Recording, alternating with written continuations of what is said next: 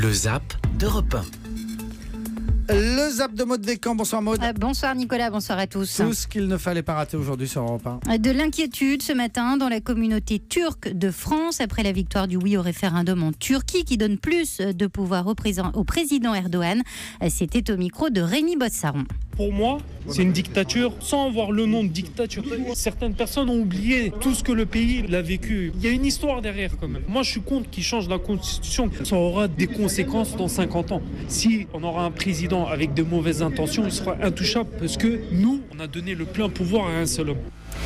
C'est la dernière ligne droite avant le premier tour de l'élection présidentielle dimanche et les coups bas vont pleuvoir, nous a prévenu ce matin dans son édito David Doucan. Je vous annonce pour ces 5 derniers jours une disparition. Ah bon ? Celle de la subtilité.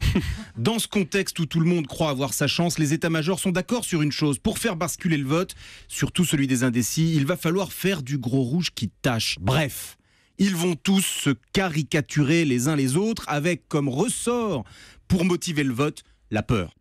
Voilà, fini la subtilité. Et s'il y a un candidat qui ne doute pas de sa présence au second tour, c'est Benoît Hamon. Le candidat du Parti Socialiste était face à Fabien Amias à 8h20. Croyez-vous à votre qualification pour le second tour ? Oui. Vous n'avez aucun doute. Non, mais tout me montre sur le terrain que les choses évoluent, bougent et que dans ce climat d'incertitude, les Français veulent un président de la République qui soit fiable. Et puis un collectif a décidé d'installer 1200 bureaux d'abstention un peu partout en France pour protester contre cette élection. Une démarche qui déplaît à certains élus, comme le maire de la commune d'Urcy, au micro de Justin Morin dans Europe Midi. Ça me choque énormément parce qu'il y a cette crise morale. Il faut au contraire appeler les citoyens à prendre leurs responsabilités.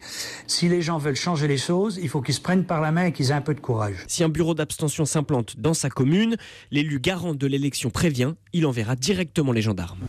Et on termine, Nicolas, avec une interview détente signée Anne Roumanoff, qui a eu le plaisir de recevoir le chanteur québécois Rock Voisine ce midi. L'occasion de lui poser quelques questions sur son ADN canadien. Rock Voisine, on sent que vous avez un côté bûcheron canadien.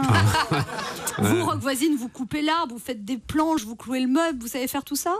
C'est dans les gènes. Oui, mais vous savez le faire ? Ikea. Voilà ce qu'on appelle une interview détente. Rock Voisine avec Anne Roumanoff tout à l'heure sur Europe 1 et ce soir dans le Zap de Maud Descamps. Une pause, puis le meilleur de Nicolas Canteloup.